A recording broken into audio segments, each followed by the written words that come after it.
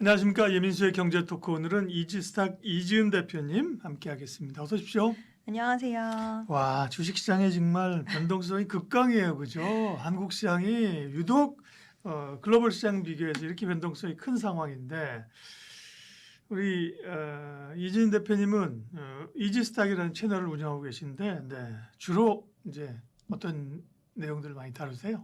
뭐 시장의 전반적인 이야기들을 좀 꼼꼼하게 짚어드리고 있는데 제가 라이브 방송을 진행을 하고 있어요. 저녁 8시에. 그럼 많은 분들이 오셔서 시장의 분위기가 너무 급변을 하다 보니까 오르는 날도 왜 오르는지 빠지는 날도 왜 빠지는지 맞아요. 막 예. 디테일하게 듣고 싶으시잖아요. 그런 부분들을 제가 좀 쉽게 설명해 드리고 시장의 방향을 앞으로 어디로 봐야 될지 당장 눈앞의 그림밖에 볼 수 없잖아요. 사람이 마음이 급해지면. 네. 근데 최대한 큰 그림을 보실 수 있게 그런 부분들을 좀 계속 끌어드리고 있습니다.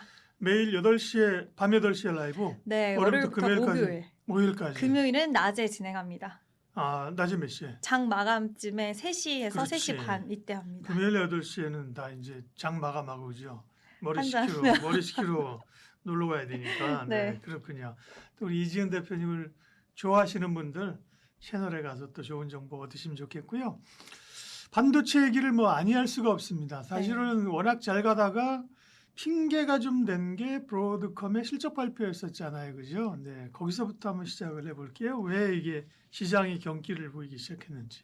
네, 사실 브로드컴이 최근 실적 자체로 보면 나쁘지는 않았는데 네. 일단 가이던스에 대해서 좀 시장이 실망감을 드러냈습니다. 일단 매출 가이던스 반도체 쪽 160억 달러를 제시를 했는데 일단 전년 동기 대비해서 무려 200% 증가한 수치고요. 네. 근데 시장 기대치가 172억 달러였어요. 음. 그러니까 좀 괴리가 있다. 왜 이렇게 보수적으로 보고 있지? 수요가 그러면 좀 위축될 수 있다라고 생각하는 건가라는 네. 그런 시장의 심리가 퍼졌고 기존의 2027년 회계연도 AI 반도체 매출 목표가 기존에 1,000억 달러였는데 이것도 이제 상향 조정되지 않았어요. 지난번에 엔비디아 실적 발표 때는 우리 올해 매출 목표치 상향하겠다라는 식으로 계속적으로 좀 공격적인 행보를 보였던 것처럼 시장은 그런 모습을 기대를 했는데 브로드컴은 상향 조정하지 않았습니다. 그러면서 네. 실망했죠.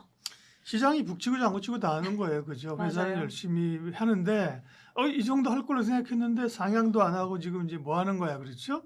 미스터 마켓이 하루는 좋았다, 하루는 나빴다가 어쨌든 뭐 지금의 분위기에 뭔가 좀 빌미를 줬던 것은 맞고요. 브로드컴이. 그러면서 이제 미국 주가도 빠졌고 엔비디아 얘기도 좀 있었어요. 부정적인 얘기가. 예. 네, 엔비디아에서는 이제 베라 루빈의 시스템 메모리 탑재량이 기존 계획보다 감소할 수 있다라는 네. 이야기가 시장에서 또 화두가 됐는데 이거는 공급에 대한 문제 때문에 좀 축소할 수밖에 없었던 부분이다라고 뒤이어서 이제 반론이 나왔는데 그 네. 부분은 불안할 때는 안 들리잖아요. 안 들리죠. 그래서 그때는 별로 시장이 들어주지를 않았습니다. 그렇지만 이거는 앞서서도 말씀드렸지만 결국에는 좀 일시적으로 공급에 대한 부분들이 워낙 지금 원활하게 되지 못하다 보니까 어쩔 수 없이 탑재량을 좀 감소시키는 부분들이 있었다라는 부분이고요.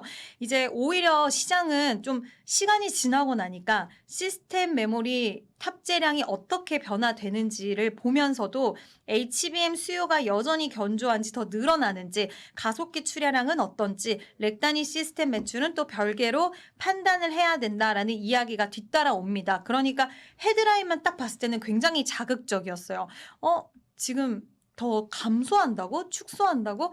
뭔가 문제가 있는 거 네. 아니야? 그들의 이제 필요성, 중요도가 줄어드는 거 아니야? 라는 이야기가 있었는데 그게 아니었다라는 거죠. 그래서 시장에서는 2분기 실적 시즌에 오히려 이번 이런 이슈와 노이즈가 있었지만 확인해 봐야 된다라는 부분들 수주가 이어지는지 그리고 HBM 마진이 잘 나오는지 그리고 수요가 여전히 견조한지 이런 것들을 좀 봐야 된다라는 이야기가 뒤따라오면서 그래도 이것 또한 노이즈를 불식을 시켰다라고 보고 있습니다. 제일 중요한 이유는 또 많이 올라서이죠, 그죠? 맞아요. 네, 예, 울고 싶은데 이제 연기자도 아니고 눈을 깜빡해도 울음이 안 나오는데 그죠? 뺨싸대기 한 대 때려주면 그죠? 으아! 많이 올라간 것 때문에 그렇고 계속 이제 이런 빌미들이 이유들이 있는 거죠. 네.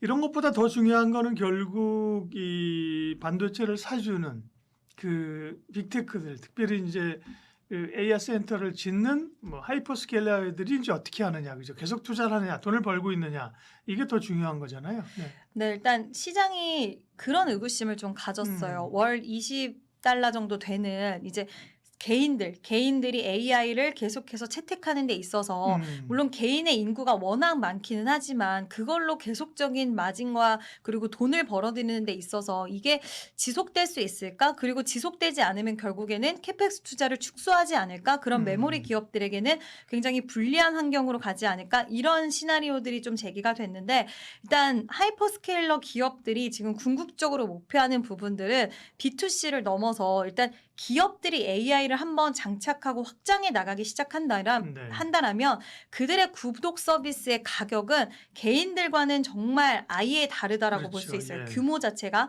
그러면 수익성을 확보할 수 있는 기회가 훨씬 많이 열릴 것이고 기업이 지금 뭐 전 세계적으로 너무 많잖아요. 그런 기업들의 타겟이나 이런 부분들 그리고 기업 고객이 이제 복잡한 소프트웨어라던가 그리고 사용량에 기반한 그 과금 체계가 있더라고 하더라고요. 그래서 우리가 토큰 사용량 이런 네. 부분들도 이야기를 많이 하는데 그런 부분에서 수익화가 굉장히 크게 되는 부분인데 기업들은 이미 이런 사용료에 대해 지불하는 게 좀 자연스럽다라는 거죠. 사실 개인들은 과금이라는 이야기 들으면 끊어야겠다. 못 쓰겠다. 그렇죠. 이런 생각을 많이 하는데 네. 기업들의 입장에서는 안쓸수 업무 없죠. 그쵸. 예. 업무 효율화에 한번 효과를 보면 과금 체계가 붙는다 하더라도 쉽게 떨쳐내기는 어려울 거다. 그리고 이미 시스템을 여기에 장착을 시켜놓으면 바꾸기가 어렵기 때문에 기업들을 통한 구독 서비스가 원활하고 활발하게 진행된다면 하이퍼스케일러들의 이런 투자, 이런 사이클은 멈추지 않게 될 것이다 라고 시장에서는 그렇게 보고 있는 상황입니다. 네, 그럼 이제 국내 반도체 업체들이 만들고 이 국내 반도체 업체들의 전망은 어떤가? SK 하이닉스, 삼성전자 여전히 흔들리지만 흔들리면 사실 또 매수하겠다는 세력들이 꽤 많아요, 그렇죠? 네, 그리고 사실은 이제 중요한 거는 2분기 또 실적이 어떻게 나올까 하는 거잖아요. 그러면 삼성전자, 하이닉스에 이제 국내 반도체는 흔들림 없이 가는 거예요? 저는 갈 것 같아요. 그러니까 그 부분에 있어서 물론 앞으로도 여러 가지 노이즈와 우려와 시장의 좀 부정적인 이야기들은 나올 수는 있다라고 봅니다. 그게 아까 처음에 말씀해주신 과열은 맞다라는 거, 너무 단기적으로 가파른 상승이 나왔다라는 것은 맞기는 하지만 네.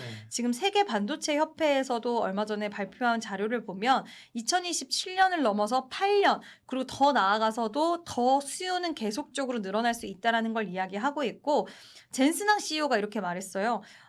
지금 반도체 기업은 싸게 살 수 있는 기회고 여전히 싸다라는 이야기를 하면서 투자자들이 빠지면 사야지라는 그 마음에 더 네. 불을 좀 지펴주지 않았나라는 생각이 들면서 이번에 엔스로픽도 네이버를 방문한다라는 소식이 있고요. 캐시우드도 한국을 방문해서 그 유튜브 스타이신 슈카님을 또 만난다라는 네. 이야기가 나올 정도로 우리나라와의 그런 협력 관계를 같이 가져가고 싶어하는 기업 CEO들이 많다라는 건 그만큼 우리나라 기업들이 뭔가 특별한 기술력과 이런 부분들을 장착을 하고 있기 때문이라고 생각을 하고 있고요.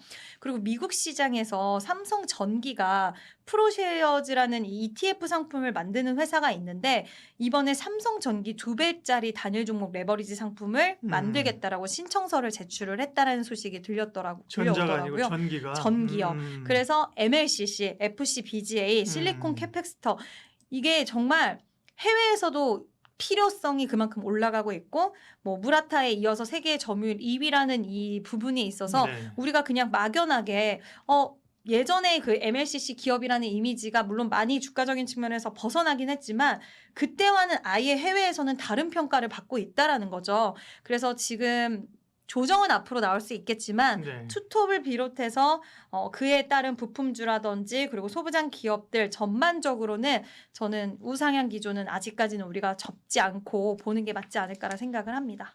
반도체 이야기, 삼성전자, 하이닉스 투자 전략 소부장 이야기 하겠습니다.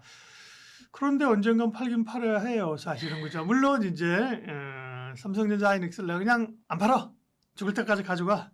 전원 주식처럼 2만 원에 사서 뭐 200만 원 될 때까지, 그러면 지금 200만 원이니까 와. 2천만 원 갈 때까지 난 안 팔아 이러면 상관없는데 그렇진 않단 말이죠. 이번에도 몇 차례 흔들려서 그쵸. 언제 이걸 팔아야 될까 이런 고민들은 이제 있는 거예요. 그러니까 그러면 이제 앞으로 반도체, 삼성전자, 하이닉스를 볼 때 뭘 봐야 해요? 그리고 어떻게 해야 해요? 예. 결국 숫자를 계속적으로 좀 봐야 될 것 음. 같고 기술이 지금 AI 관련된 기술이 이제 발전이 끝난 게 아니라 계속 앞으로 나아가야 되는 시기잖아요. 네. 거기에 발맞춰서 그 기업들이 기술에 대한 충족도를 계속 보여주는지 이 부분은 좀 체크해 봐야 될 것 같아요. 저도 반도체는 좋다. 반도체는 계속 끌고 가야 된다라는 거를 머릿속에 갖고 있고 많은 이제 매체를 통해서 말씀을 드리지만 결국 이 가격대까지 이제 올라왔으면 이게 개인 투자자분들도 이제는 긴장하고 수출 데이터도 보셔야 될 것 같고 그러게요. 그리고 실적이 꺾이는지 안 꺾이는지에 대한 부분들을 좀 꼼꼼히 살펴볼 시기는 분명히 왔다라는 생각이 들어요. 이번에 SK 쪽에서 나온 게 삼성전자 61만 원, 하이닉스 400만 원이었는데 불가능하다라고 생각하진 않아요.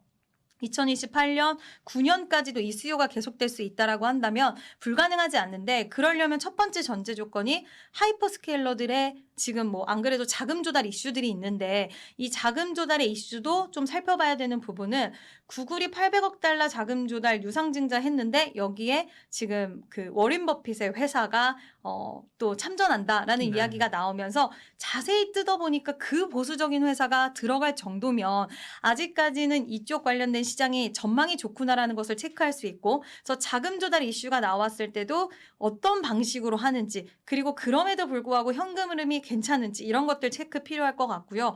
두 번째는 그 낙수 효과를 보는 우리나라 반도체 기업들의 2분기, 3분기 실적들이 꺾이지 않느냐에 대한 부분들을 체크가 좀 필요하지 않을까라고 보고 있고 이번 젠스랑 CEO와 회동에 있어서 이 전영현 부회장 같은 경우에 뭐 가장 좋았다. 미팅 중에 가장 좋았다라는 이야기하면서 HBM4E, HBM5까지도 언급을 했고 파운드리 관련돼서도 그룹 다음까지도 우리는 같이 할 것이고 자율주행 쪽도 같이 할 것이고 이런 식으로 이야기를 했어요.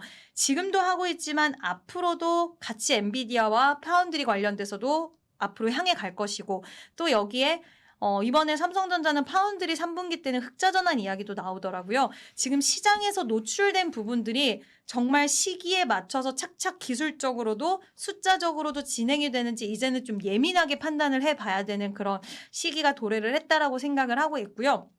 지금 범용 디램 같은 경우에는 2분기 때 전분기보다 50% 가격이 올랐다라고 하더라고요. 낸드는 70% 정도 올랐다라고 하는데 시장은 두려워하는 게 이 가격에 대한 상승 그 기울기가 꺾이거나 횡보하는 그렇죠. 거를 예. 두려워하잖아요. 그래서 이런 것들도 역시나 좀 체크는 필요해 보인다. 근데 2분기에는 역시 나란히 사상 최대 실적을 낼 것 같습니다. 일단 뭐 HBM, 디램, 낸드 가격은 다 올라가는 추이고 15곳의 증권사가 실적 전망치를 내놨고 그거를 이제 추산을 평균으로 네. 한번 해보니까 150조 정도가 나왔는데 두 회사 합쳐서요. 네. 2분기. 합쳤는데 2분기 실적 전망치 지금 삼성전자는 171조, 영업이익이 88조입니다. 88조. 네. 엄청난 건데 음. 지난해 같은 기간이랑 비교하면 매출이 130%, 영업이익이 1788% 증가한 수치고요. 네, 진짜 직전 영업이익이 우리가 그때 57조 나왔을 때도 예. 난리가 났잖아요. 이게 이 숫자가 맞아 막 이랬는데 그렇죠. 네. 88조가 지금 예상이 되는 상황이고 역시나 디램 쪽과 낸드 쪽 다 좋을 것 같고요. 근데 파운드리는 2분기에는 적자가 역시나 나올 것 같습니다. 그리고 영업이익률이 66% 정도 나오니까 이제 1분기랑 비슷하거나 소폭 올라갈 수도 있다라고는 이야기 나오는데 진짜 대단한 것 같다라는 생각이 드는 게 영업이익률 66%면은 진짜 엄청난 거거든요. 그래서 이번에도 더 웃돌 수도 있다라는 평가가 나오고 있고 하이닉스는 2분기 매출이 83조, 영업이익은 64조. 제가 뒤에 단위는 좀 빼고 앞에만 네. 얘기하기 드릴게요. 직전 분기 영업이익이 37조였습니다. 그리고 사실 이 하이닉스가 영업이익률이 70% 넘어가는 거는 뭐 제조업 기반의 회사라던가 이런 기업들에 있어서는 말도 안 되는 그렇죠. 숫자인데 네. 이번에는 엔비디아 정도 이제 과거에 하는 수준이잖아요. 예. 정말 뭐 이게 네. 맞나라는 생각 들 음. 정도로 엄청난데 이번에 80% 전망까지 나오더라고요. 그래서 TSMC와의 수익성 격차도 굉장히 좀 확대가 될 것 같다라는 이야기 나오면서 TSMC가 2분기 기준으로 한 56 정도가 되기 때문에 그렇게 따졌을 때 삼성전자와 SK 하이닉스의 영업이익률은 훨씬 좋은 것 같고요. 또 최태원 회장이 우리가 이제 원래 증설에 대해서 좀 보수적인 스탠스를 항상 취했었는데 약간 톤이 바뀐 것 같아요. 이 보수적인 스탠스가 1분기 때랑 2분기 때 좀 바뀐 게 2분기 때는 속도를 좀 높이겠다라고 이야기를 하면서 고객사들의 그런 분위기에 좀 동조해 나가는 흐름들을 보이고 있어서 소부장 기업들이 그걸로 최근 분위기가 좋았는데 생산 능력을 향후 5년 동안에 2배로 끌어올리겠다라는 이야기도 했습니다. 그래서 이런 낙수 효과적인 부분을 봤을 때 투톱과 소부장 쪽은 다 좋지 않을까라는 의견 드려봅니다. 아이고 뭐 올라도 고민이 떨어지면 뭐 당연 고민이고요. 네, SK 하이닉스 같은 경우는 제가 예를 들면 100만 원 찍었을 때 팔고 차트 보면서 말씀드리는 거예요. 79만 원에 다시 사고, 208만 원에 팔고, 네. 다시 얼마야? 160만 원에 사고, 최근 저점 240만 원에 팔고, 어제 180만 원에 사면 좋겠지만 이거 이제 우리가 차트를 이렇게 구부러진 차트를 핀다고 농담으로 얘기하거든요. 그럴 수가 없잖아요. 네. 그죠? 그럴 수가 없다니까요. 자, 100만 원 올라간 거를 팔았어.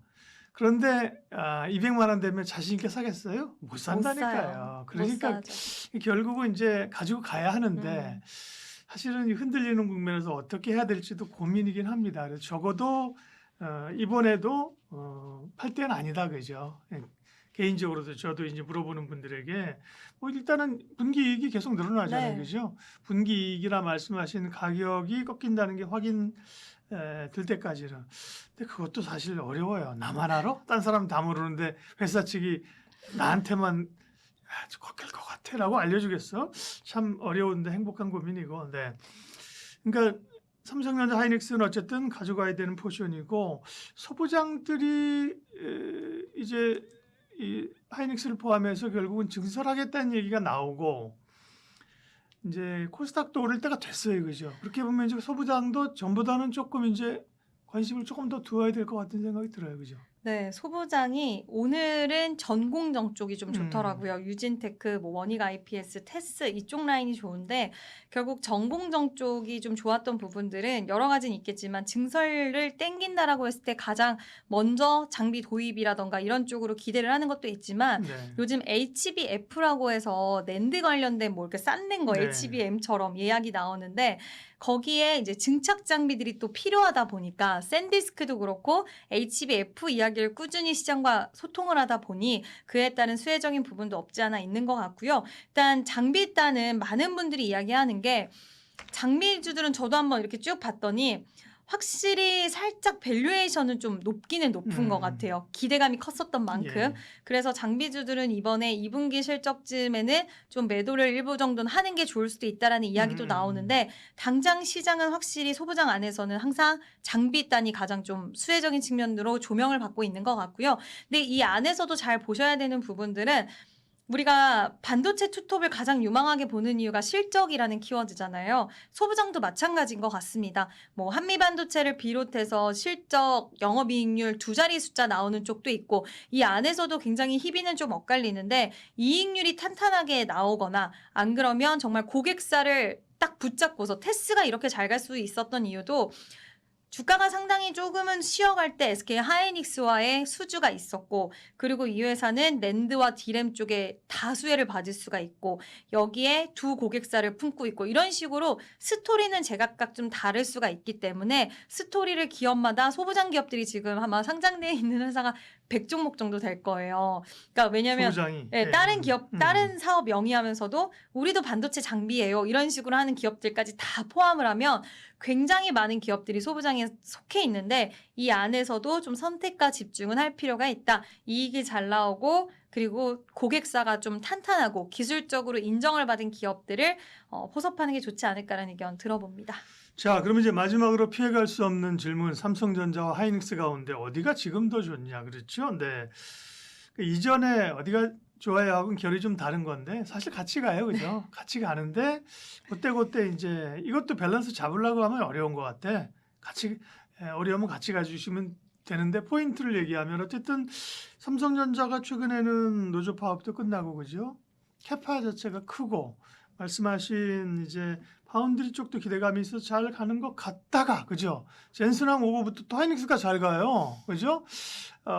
이런 것들을 삼성전자와 SK 하이닉스를 좀 비교해서 네, 좀 동일한 점 또 다른 점 약간 얘기해 주실래요? 마지막으로. 네. 막 이런 이야기 있더라고요. 음. 유퀴즈에서 젠슨왕이 퀴즈를 맞추는데 가장 가까운 CEO가 누구냐 해서 SK 하이닉스가 이야기가 나올 것이다. 그래서 유퀴즈가 이제 방영이 되면 그것 때문에 SK 하이닉스 더 간다는 이야기도 막 에이, 있더라고요. 말도 안 돼. 그거는 근데 뜨잖아요 지금 뭐. 네. 그 유재석 물어봤다는 거 아니에요? 네. 그죠? 뭐 삼성, SK 또 어디예요? 뭐 LG 네. 그 누구를 좋아할 거 누구를 가장 좋아할 거 기사 들어가면 그 내용 없어요. 이제 본 방송 보라는 건지. 근데 거기서 젠슨왕이 아이 뭐 태원이지 이러겠어요. 그 우리가 생각할 답이 없지.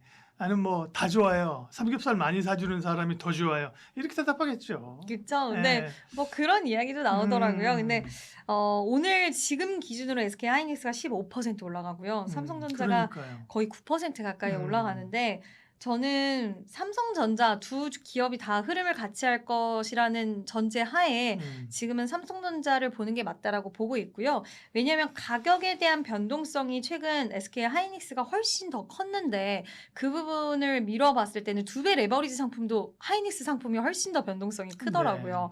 그래서 이왕이면 지금 좀 덜 탄력을 받은 쪽을 보자라고 말씀드리고 싶고, 다만 하이닉스를 보유하고 계신 분들이 굳이 옮겨갈 필요는 없습니다. 근데 지금 신규 선택을 한다라고 했을 때는 삼성전자 매력적이지 않을까라는 의견, 두 종목 다 좋지만 예. 이야기 드립니다. 시장의 온기가 그죠. 2차 전지가 반짝 그죠. 했다가 또 좀 관심 없고 2차 전지뿐만 아니잖아요, 그죠.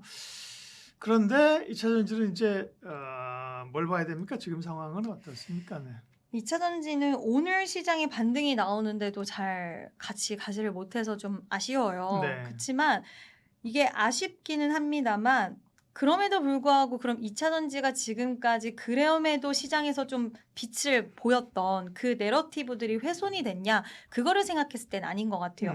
반도체가 막 최근 들어서 하루 이틀 흔들렸을 때 많은 투자자분들이 그래, 그럼에도 불구하고 반도체가 올라왔었던 이유를 생각해 보자라고 마음을 다잡으셨던 분들은 그렇죠. 네. 지금 이 상승을 즐기고 계실 거고 그때 막 흔들리면서 아, 이제 끝났다라고 모든 걸 놔버리신 분들은 매도를 하셨을 것 같아요.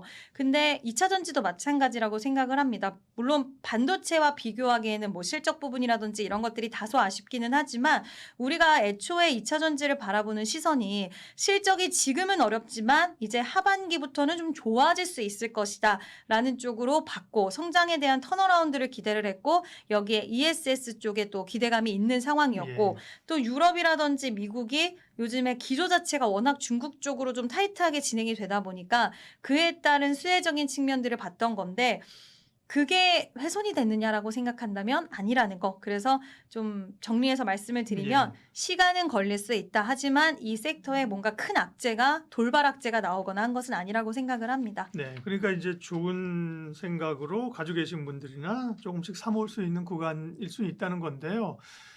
뭐 화두는 어쨌든 지금 ESS죠, 그죠? 뭐 네. 전기차는 아직 EV는 조금 멀었기 때문에 ESS고, 그 다음에 또 주목해야 될 포인트가 오늘은 뭐 유럽. 네, 유럽이 중국의 배터리 견제를 굉장히 좀 강화하는 모습이 보여져요. 그래서 제조업 경쟁력 강화를 좀 하기 위해서 추진하고 있는 게 이 유럽 쪽은 IAA라는 거를 추진을 하고 있는데, 배터리 이제 중국산을 좀 억제하려는 움직임, 워낙 그들의 점유율이 넓어졌기 때문에 그 부분을 억제하려고 하고 있고, 그에 따른 반사 수혜가 좀 기대가 되는데, 최근 EU 쪽에서 이야기 나오는 게 이제 초안이 나왔는데 그걸 살펴보면 시행 6개월 이후부터는 전기차를 EU 영내에서 조립을 해야 돼요. 그 부분이 굉장히 키포인트인데 그러면 영내에서 조립하면 우리나라 기업들이 공장이 있는가, 이런 부분들 추후에 제가 한번 말씀을 드릴 것 같고, 일단 배터리를 제외한 차량 부품 가치의 70% 이상도 EU여야 돼요. 이거 굉장히 타이트하고 좀 까다로운 기준이라고 할 수가 있는 거고, 배터리 셀을 포함한 핵심 부품 3종 이상도 EU산이어야 된다. 그러니까 EU에서 만들거나 해야 된다라는 부분의 전제 조건이 붙고요. 이제 3월에 제시했던 IAEA의 법안이 통과될 경우에는 2027년부터 탈중국에 대한 수혜를 좀 우리나라가 받아갈 수가 있는 거고, 배터리 원산지 요건 같은 경우에는 국적보다도 실제 생산된 지역을 기준으로 판단을 한대요. 그러니까 OEM 약간 이런 거죠. OEM별 중국 기업 조달 비중이 상한선이 책정이 되는데 그게 30%라고 합니다. 그러면 정말 우리나라에서 받을 수 있는 수혜가 확실하게 커진다라는 부분이고요. 네. 이런 것들이 점진적으로 중장기적으로 가게 된다 보면 점유율도 우리가 커질 수 있는 그런 구간으로 진입을 하기 때문에 시장에서는 이거를 지금 제일 기대하는 요소로 보고 있는 것 같습니다. 그 전에 이제 미국이 중국을 견제해 준 거죠, 그죠? 네. 그래서 우리 2차 전지가 뭐 어렵지만, 그죠? 그래도 그 새로운 성장 동력을 타고 올라가는 건데, 유럽은 사실은 우리가 이제 중국하고 경쟁했을 때 가격 경쟁력이 사실 우리가 높은 건 아니니까, 네. 그죠? 유럽은 중국이 잡고 있고 중국하고 우리가 힘겹게 싸우는 거죠. 그게 사실 정상이잖아요. 그렇죠. 예, 이런 자본이 들어가는 시장에서. 그런데 유럽에서도 중국을 견제하기 시작했다. 네, 이런 건데요. 네. 그러면요. 그게 사실은 더 유의미한 것인 조금 더 얘기를 해주세요. 네. 네, 일단 2026년 음. 4월 기준으로 했을 때 얼마나 많은 중국 배터리가 채택이 되느냐를 기업별로 좀 보면요. 폭스바겐은 65.2%를 중국 배터리로 조달을 하고 있고, BMW가 76%, 스텔란티스가 88%. 그래서 와, 진짜 제가 봤을 때는 이 중국산 배터리가 말씀하신 것처럼 그러니까요. 가격 경쟁력을 네. 앞세워서 꽤 긴 시간 동안 오랜 시간 좀 장악을 한 것 같습니다. 그래서 전체 이 업체 합산으로 봤을 땐 70% 정도는 중국산이 장악을 하고 있고요.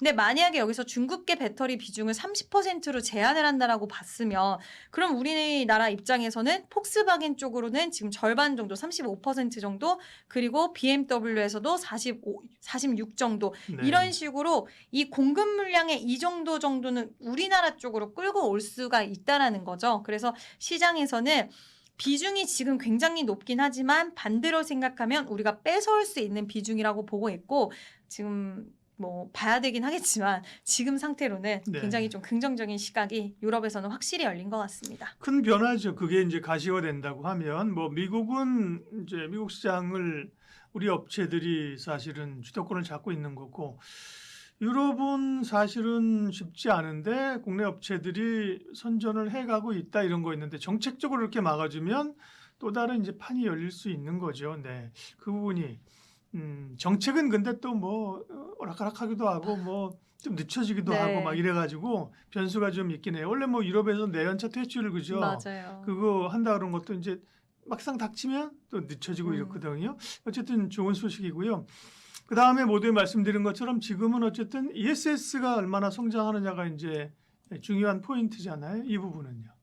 ESS 시장은 확실히 좀 성장이 좀 가능할 수밖에 없다라는 부분은 우리가 앞전에 이야기했던 뭐 캐펙스 투자가 지속되고 데이터 센터를 만들고 여러 가지 이런 기업들의 행보에 가장 중요한 것은 결국에는 전력이라는 키워드고, 그와 함께 동행할 수 있는 게 바로 ESS 시장이라고 생각하는데, 미국의 ESS 설치 용량이 지금 4월 누적 기준으로 해서 전년 대비 70% 이상 증가를 했다라고 하더라고요. 시장 컨센이 40% 정도였는데 여기를 크게 상회를 했고요. 지금 AI 투자가 이어지고 있는 이 사이클로 봤어서는 우리가 예측했던 것보다 더욱더 수요는 더 커지고 가속화될 수 있다라고 시장은 보고 있어서 결국 이 ESS 시장, 뭐 유럽 시장만 봐야 될 게 아니라 북미 쪽에 이런 그 ESS 시장 네. 모멘텀도 여전히 좀 견조하지 않을까라는 의견 드려봅니다. 네.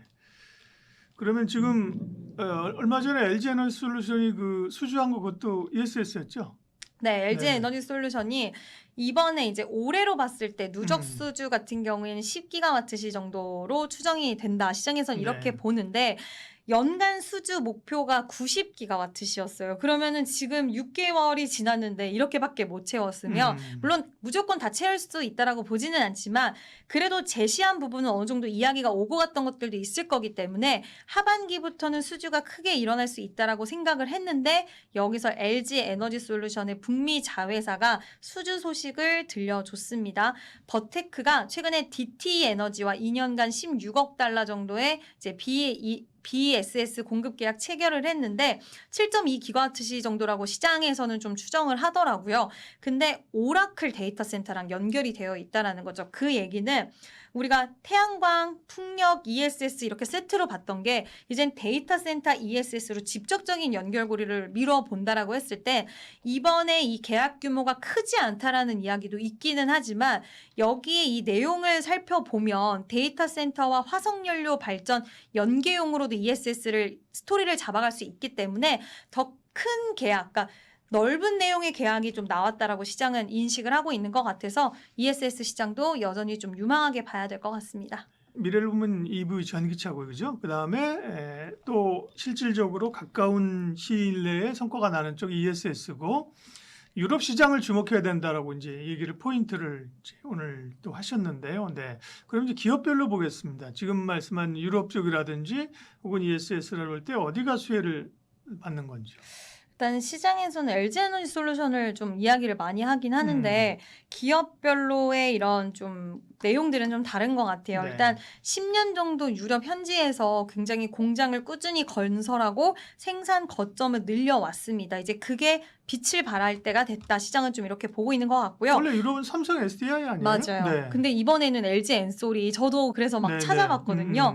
근데 이상하게 전체적으로 이제 ESS까지 복합적으로 음. 보는 것도 있는 것 같은데 일단 삼성 SDI가 17년 5월 달에 헝가리에 공장을 지었습니다. 네. 그래서 전기차용 니켈, 코발트, 알루미늄, NCA라고 불리는 배터리를 좀 제조를 했고 네. 또 엔솔은 2016년도에 폴란드 쪽의 공장을 중심으로 이제 NCM 그리고 ESS용 LFP 배터리 양산에 대한 모멘텀 이거를 시장은 좀 LG 에너지솔루션 긍정적으로 보는 것 같아요. LFP 관련된 그리고 SK 온도 유럽에서 헝가리 공장들 이런 부분들이 또 있어서 시장에서는 보고는 있는데 LG 에너지솔루션을 왜 시장에서 유망하게 보냐 이제 아까 제가 언급했었던 그 기업들 폭스바겐이 일단 있었고요. 점유율이 네. 제일 높았잖아요. 중국 쪽. 그리고 폭스바겐이랑 스탈렌티스 이쪽에 관련돼서 OEM의 공급 이력이 좀 다양하게 있다 보니까 벤츠 쪽으로는 BMW가 확실히 강자이긴 한데 이쪽 기업들까지도 넘어온다라고 했을 때는 이 두 기업의 모멘텀을 좀 더 크게 보고 있는 것 같아요. 그렇다고 해서 삼성 SDI가 이제 BMW 수주에 대한 그런 수혜 가능성이 없는 것은 아니고요. 좀 비교를 한다면 그런 쪽으로 시장은 보는 것 같고 SKO는 포드 그리고 벤츠 라인을 좀 갖고 있습니다. 유의미하게 갖고 있다라는 거 네. 이런 것들을 봤을 때는 그 기업마다 같이 가는 기업은 좀 다르기는 한데 결국 시장에서는 스탈렌티스와 폭스바겐을 좀 보고 있나 봐요. 그래서 LG 에너지솔루션 이야기는 많이 나오는데 삼성 SDI는 또 전고체에 대한 모멘텀 여전히 있기 때문에 매력도는 좀 달라도 충분히 저는 두 기업 모두 좋다라고는 봅니다. 이제 SDI가 더 삼성 SDI가 이번에 사실 주목받았잖아요. 네. 더 그죠? 그러면서 ESS도 주목받고 그러면서 삼성 SDI가 주도하고 이제 가다가 결국 실적 부분에서 뭔가 이제 기대치만큼 안 나오니까 최근에 이제 LG 엔솔이 수주도 LG 엔솔이 수주가 받았고 나와서. 그죠? 네. 그렇게 가는. 근데 사실은 삼성 SDI도 유럽에 이제 공장 가지고 있는 거 알고 있고 이재용 회장도 공을 많이 들이잖아요, 그렇죠. 그죠? BMW 회장도 만나고 네. 항공업도 만나고 그죠? 네. 근데 LG 구광모 회장이 사실 유럽의 배터리 회사 자동차 회사 만나는 건 못 봤는데. 네. 어쨌든 LG 엔솔이 요즘은 더 좀 치고 나가는 분위기다. 네, 이런 거고요. 네. 원래 분위기는 SDI였는데 그렇죠. 최근에 ESS 수주 말씀해 주신 것처럼 그게 나왔고 그리고 가격적으로 어쨌든 조정을 더 많이 받았던 상태이기 때문에 실적 모멘텀이라든지 이런 부분들을 LG 에너지솔루션으로 좀 더 점수를 주는 것 같고요. 저도 왜 갑자기 이렇게 분위기가 또 뒤바뀐 부분들이 있을까? 왜냐하면 증권사에서 한동안 삼성 SDI를 그렇죠. 굉장히 네. 긍정적으로 다뤘거든요. 근데 최근에 한 일주일 정도는 톤이 좀 바뀌었더라고요. 그래서 두 기업 모두 긍정적으로는 보지만 상대적으로 많이 빠졌었고 최근 탄력이 안 나왔기 때문에 LG 엔솔을 보는 것도 일부는 작용을 하는 것 같습니다. 오늘은 유럽 얘기를 중심으로 하고 있는데 SK는 어때요? SKO는? SKO는 네. 뭐 이런 일을 하고 있다라는 이야기는 들리고 있기는 합니다. 공장도 있고 또 벤츠라든지 포드에서 점유율을 갖고 네. 있는 부분도 있는데 이걸 주가적인 측면으로 작용이 되고 특히 SK온이라는 회사가 딱 상장이 되어 있으면 또 모르지 않을까라는 저는 생각도 그렇죠. 드는데 네. 그게 아니기 때문에 이노베이션이 섞여 네. 있으니까 그렇죠. 네. 그 영향도 좀 일부 있지 않을까라고는 보고 있습니다. SK는 뭐 하이닉스에서 워낙 돈을 잘 벌어가지고 네. 신경을 많이 안 쓰나 봐요. 네. 지금 말씀하신 것처럼 그죠. 오늘 딱 뗐으면 죽기 살기로 그죠. 네, 뭐, 올려야 되는데. 네, 그리고 뭐 자금 조달도 하고 할 텐데 네. 사업이 섞여 있다 보니까 굳이 뭐 그죠. 네. LG엔솔과 삼성 SDI를 보게 되니까 SK온은 이 부분에서 조금 소외받는 느낌이 없지 않아요. 네. 그 다음에 셀사는 또 그렇고요. 소재사 중에서는 지금 말씀하신 쪽에 좀 포인트 있는 데가 어딜까요? 네. 오늘은 주가가 좀 아쉽기는 하지만 우리가 유럽 쪽을 생각하면 많은 분들이 떠오르실 에코프로 그룹주가 확실히 유럽 쪽에서는 지금 기대할 수 있는 것 같아요. 일단 헝가리 공장에 대한 이야기는 꾸준히 나오고 있고 지금 헝가리 양극재 공장 준공을 마친 거에 이어서 이제 양산 체제로 들어갑니다. 그렇게 됐을 때 헝가리가 아우디, BMW, 벤츠 생산 거점을 둔 유럽의 대표적인 거점이라고 사실 헝가리는 항상 불려오는데 여기에 지금 에코프로 BM이 앞으로 대량 양산을 할 수 있다라는 점 그리고 삼성 SDI 그리고 SK온 같은 경우에도 여기서 배터리를 생산을 하고 있는데 삼성 SDI 같은 경우에는 지금 최근에 행보를 좀 보면 LNF와 함께 양극재 또 LSEFP 관련된 양극재 이슈도 있었는데 더 나아가서는 에코프로 BM과도 또 추가적인 여러 가지 방향성들을 잡아갈 가능성도 있지 않을까라는 생각이 듭니다. 네. 어려워요. 2차 전지도 진짜 그죠. 왜냐하면 어려워요. 거의 그냥 막 함께 돈이 막 그냥 물밀듯이 올려오는 게 아니니까 그죠. 네. 반도체는 뭐 삼전성잘 사던 하이닉스를 사던 스퀘어를 사던 물산을 사던 ETF를 사던 네. 또 막 올려잖아요. 근데 사실은 포스코 그룹이 최근에 잘 갔었잖아요. 그죠. 포스코 홀딩스 같은 경우가 네. 잘 갔는데 또 주가 조정 꽤 받았더라고요. 그죠. 네. 그래서 맞아요. 2차 전지는 일단 본업 이제 업황 자체가 그렇게 막 물밀듯이 들어오는 게 이제 아니기 때문에 그런 제한점들이 있는 겁니다. 네. 그러면 정리해 보면 이런 유럽과 ESS 기대감으로 셀에서는 LG엔솔과 삼성 SDI까지 포함하시고 네. 그 다음에 또 소재 쪽은 에코프로 BM. 네, 근데 소재는 LNF가 대장은 맞는 것 같고요. 근데 이제 코스닥은 아니고 코스피 종목으로 편입이 되어 있는데 LNF가 여러 가지 우호적인 거는 확실히 좀 있는 것 같기는 합니다만 유럽 시장만 두고 봤을 때는 사실 에코프로 BM, 그러니까 에코프로 그룹주 쪽으로만 보는 게 맞지 않을까라는 의견 드립니다. 조선주 이야기를 오랜만에 하겠습니다. 조선주 얘기 사실 요즘 잘 안 하는데 네. 그죠? 왜냐면 시장에서는 늘 핫한 것만 얘기하잖아요, 그죠? 네. 오르는 것만 얘기하게 되는데, 근데 어제가 오늘 그 시장이 흔들리는데 외신에서 기사가 한국이 이제 AI 시대에 주도권을 쥐고 있다, 그죠? 반도체 있고 그 다음에 또 조선 있고. 네. 지정학적 위기에 방산 있고 뭐 이런 얘기를 했어요. 근데 조선은 사실은 최근에 말씀드린 것처럼 우리가 좀 관심이 좀 떨어지고 있는데 주가도 사실 조정을 좀 받았고요. 그죠? 네.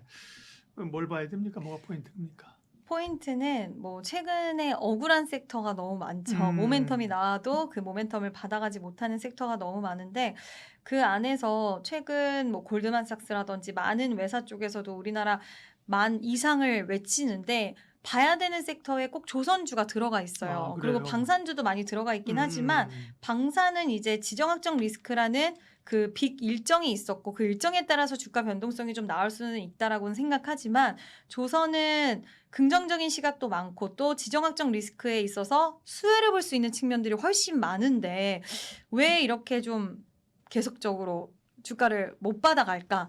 소외가 될까? 이런 생각이 들어서 조선주 보유하고 계신 분들도 많이 계실 것 같고요. 장기적인 시각으로 보시는 분들 워낙 많으시니까 그래서 오늘은 좀 조선 억울한 섹터 쪽 조선을 다뤄보면 어떨까 하는 생각이 들어서 네. 조선주 가져왔습니다. 억울한 섹터 얘기하려면 특집으로 한 3시간 해야 네. 되는데 그죠? 억울한 게 한두 가지가 너무 많이 아닌데 빠졌어요. 그러니까요. 네. 조선주는 사실은 이제 마스가 이런 걸로 이제 기대를 했었던 거잖아요. 네. 그런 거 시간이 걸리는 거고 기본적으로 수주 산업인데 이제 업황 전체의 흐름들은 어떤데요? 네.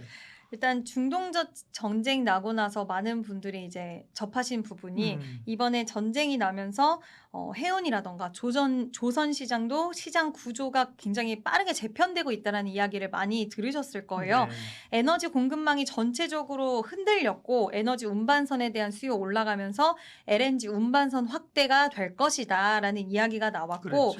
뭐 대한조선이라던가 이런 종목들도 막 올라갈 정도로 전반적으로 분위기가 나쁘지 않았는데 예전에 저는 제가 조선을 준비를 하면서 이것저것 막 찾아봤는데 조선 관련돼서 건조 능력 그리고 수주량 이런 것도 좋은 것도 중요한데 요즘 확실히 또 시장에서 보는 건 안보랑 친환경 선박 이건 많이 들어보셨을 거고 네. AI 디지털 관련돼서 얼마나 그 역량을 갖추고 있느냐를 보면서 새로운 수주에 대한 일거리를 준다라고 하더라고요 시장에서. 조선주는 그럼 AI가 접목되면 어떻게 되는 거예요? 배를 뭐 AI가 뭐나? 네. 아 진짜요? 그러니까 AI를 완전 그러니까 자율 운항 솔루션이 있대요. 그걸 음. HD 현대에서 이번에 했는데 정말 이 솔루션 관련된 이 솔루션의 수주도 나왔다라고 하더라고요. 제가 더 딥하게 좀 찾아보니까. 근데 어쨌든 지정학적 리스크가 새로운 수요를 창출해냈고 여기에 전쟁이 장기화가 되다 보니까 그러니까 이번 이란 전쟁뿐만 아니라 계속해서 앞으로도 전쟁은 터질 수 있다는 시장에 이런 심리들이 생기면서 VLCC 그리고 초대형 그 석화 관련된 석유가스 운반선이라든지 이런 쪽으로 에너지라든지 탱커 계열의 이제 수주가 굉장히 많아질 것이고 또 미국 쪽에서 이 지정학적 리스크 터지기 전에 우리가 2027년 6년 LNG 운반 프로젝트 관련돼서 LNG 프로젝트가 미국에서 진행이 된다. 트럼프 대통령이 계속 강조를 했었고 LNG 수출 프로젝트를 중심으로 LNG 운반선에 대한 수주 기대감이 여전히 좀 남아있는 가운데 뭐 이번에 홍해 관련된 이야기도 또 추가적으로 나오면서 결국 에너지 공급망 불안은 야기가 계속되고 그러면 공급처 다변화가 나타날 건데 우리나라가 수혜를 볼 수 있다. 이런 부분이 있었고요. 앞서서 말씀드렸던 부분은 자율운항 솔루션 하이낙스 컨트롤이라는 거 있더라고요. 근데 글로벌 선주들이 관심을 되게 많이 갖는데요. 자동차는 자율주행이잖아요. 네, 그죠? 네. 조선도 그런 자율운항 시스템이 뭐 충분히 뭐 그다음에 그런 AI를 통해서 연료 효율을 그죠?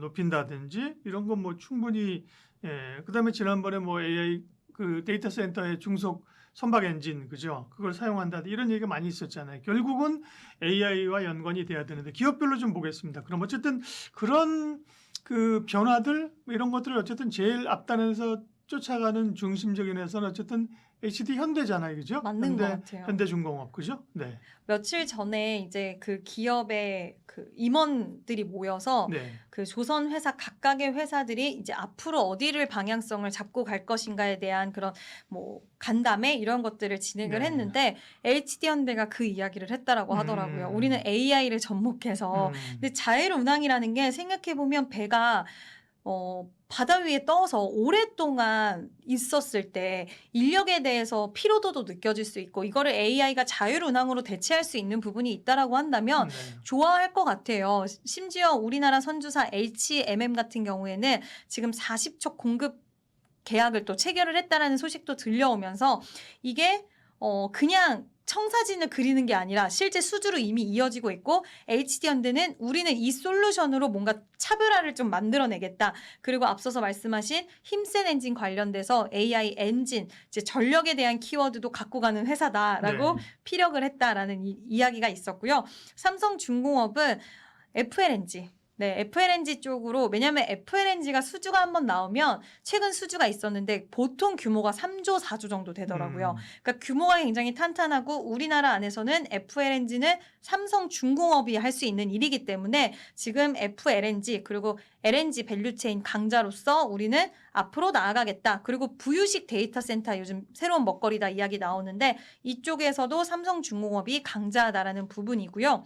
하나오션은 VLCC 그리고 LNG 운반선 쪽인데 뭐 MRO 쪽에서도 사실 뭐 하나오션은 이미 미국 쪽에서 많은 부분들을 구축해 놨고 이번에 어닝 서프라이즈가 하나오션에서 또 나왔기 때문에 실질적으로 수주 쪽으로 실적을 계속 증명해 나가고 있는 기업은 하나오션이다라는 이야기도 있고 뭐 캐나다 잠수함 60조 예. 이것도 여전히 일정과 모멘텀은 살아있는 상황입니다. 그러니까요. 조선주들이 시장에서 어떤 모멘텀 있게 가는 건 아니고 주가가 많이 빠졌는데 이제 봐야 할 부분들도 그렇다고 해서 선뜻 사실 조선주 사자고 하기는 좀 쉽지는 않은 쉽지 상황인데 않죠. 그 주변의 정황들을 조금 이제 보는 거예요. 네. 그러면 이제 조선은 현대, 삼성, 뭐 하나오션 그죠? 네. 마스크와 관련해서는 사실 현대중공업이나 하나오션 쪽이 관심이 많았는데 그 부분도 뭐 전쟁 와중에 진척이 안 되는 것 같고 기자재 쪽은 말씀하신 아까 뭐 중속 엔진이라든지 그죠? 뭐 엔진이나 LNG선 수요가 높을 때는 뭐 태강 성강매도 이런 것도 많이 움직였잖아요, 그죠? 근데 뭐 기자재는 조선주를 따라가니까 역시 주가 흐름은 뭐 좋지는 않네요, 그죠? 너무 안 좋고 완전 다 역배열의 상태가 되어 그러게요. 있는데 네. 결국 대장이 잘 버텨주고 가줘야지 그 안에 밸류체인 기업들은 결국 가는 것 같고요. 지금 워낙 반도체 쪽이 매력적이다 보니까 지금 이 안에서도 기자재 안에서도 돈을 잘 버는 기업들은 확실히 많이 있거든요. 그리고 이번에 조선 실적 발표됐을 때도 괜찮았는데 매력도를 시장은 자꾸 찾게 되고 그러면 반도체는 그 어떤 섹터도 자꾸 밀리게 되는 것 같습니다. 그래서 반도체 소부장 기업들이 조선 기자재 쪽보다는 확실히 강하다. 근데 돈을 잘 버는 기업들, 특히 피팅 밸브라든지 본행제 쪽, 뭐 동성 파인텍이라든지 한국 카본이라든지 태광이라든지 이런 종목군들은 지금 당장 보자는 의미는 아니고요. 대형주들이 좀 살아나는 흐름이 나오면 같이 추세적인 부분들은 좀 돌려낼 가능성 충분히 있다라고 봅니다. 네. 또 이제 순서가 되면 오르겠죠, 그죠? 네. 지금 소외된 억울한 섹터가 워낙 많은데 너무 많습니다. 화장품 같은 경우도 그 사실은 화장품이나 유통 같은 경우는 뭐 같이 눌려 있다가 최근에 좀 화장품 같은 경우는 좀 올라오잖아요, 그죠? 결국 이제 숫자가 그죠, 데이터가 좋으니까 그런 측면에서 조선주도 당장은 아니지만 관전 포인트들을 좀 그렇게 보면 사실 가격 매력은 이제 점점 생기고 있는 거잖아요, 그죠? 네, 네. 가격 매력은 충분히 생겨가고 있는 과정이고 중국 관련된 이야기는 끊임없이 나오는 거는 맞는 것 같아요. 네. 이제 중국의 친환경 선박 쪽으로도 위협을 한다, LNG 쪽으로도 위협한다 이야기는 있는데 중국이 저가형 수주를 좀 앞세워서 워낙 수주 그 양으로 봤을 때는 좀 크다 보니까 그들은 지금 도크가 다 찼다라 그러더라고요. 그래서 그 찬 도크가 우리나라는 필리핀 쪽이라던가 이쪽으로도 지금 계속해서 선박을 건조할 수 있는 능력치들을 구축해 나가고 있기 때문에 네. 우리나라가 오히려 지금은 좀 힘들다라는 뭐 중국 쪽의 이런 민감도를 계속 가져가야 된다는 이야기가 있고 체크는 필요해 보이지만 기술적으로 그리고 지금 당장 건조할 수 있는 시기적인 부분들 이런 것들을 봤을 때는 추가적인 수준은 충분히 나와줄 수 있지 않을까. 그리고 쉬는 동안 우리가 관심이 많이 떨어져서 그렇지 차분히 수준은 계속적으로 나오고 있더라고요. 네. 잠깐 말씀했습니다만 이제 선박의 중속 엔진을 가지고 AI 데이터 센터 발전에 쓴다고 해서 그때 뭐 마린 솔루션이었나요? 뭐 네. 이런 기업들이 관심 받았잖아요. 그런 것처럼 조선주들도 2차 전지도 사실 ESS가 주목받는 게 이런 AI 데이터 센터 때문에 얘기된 거잖아요. 조선주도 AI 수혜주야 이런 얘기가 나오면 그죠? 움직일 수 있고 그럴 경우 아까 말씀하신 또 그 기업들 그죠? 주목해 보겠습니다.